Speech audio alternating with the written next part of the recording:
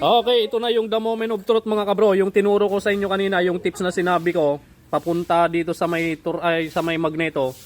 Ngayon, check na natin yung andar. Kung maganda yung ikot ng magneto niya kung walang gewang. Kapag hindi kasi maganda yung tabas mo sa kunya, gegewang yan. Okay. Final video. Okay, 210 cc mga kabro. Ayan o, fake 4 valve, cylinder head, motor star 175. Okay. Rev. Uy. Okay, so maganda. Maganda yung ikot ng magneto mga kabro. Maganda rin yung align ng sigunyal mga kabro. Ayan. Tangkel, ginabi na. Ayan, may dalang flashlight oh. Pangmalakasang flashlight. Pamuging. Sana all. Okay. Ayan.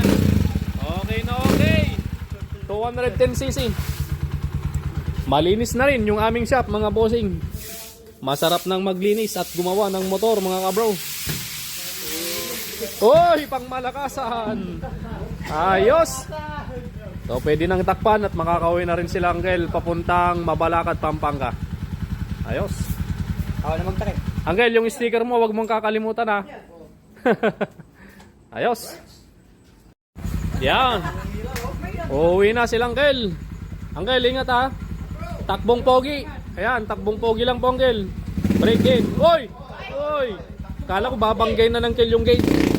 Oh my God! Wow! Kayang-kaya yan. Oh. Angel, ingat po. Takbong pogi. 210cc plus fake 4 valve na cylinder head. Napakaangas. Alright, ingat po Angel. Yun o, ganado si Angel o. Ayos. Ayan, so maraming salamat sa aking team. Ayan, nakis-kiss ang aming flooring sa pangunguna ni Brother Fern at ni Kongkong at ni Markley De Vera. Nalay De Vera. Yan. Okay, so dyan po nagtatapos yung ating conversion at paglilinis dito sa ating laboratorio. Salamat, God bless you all.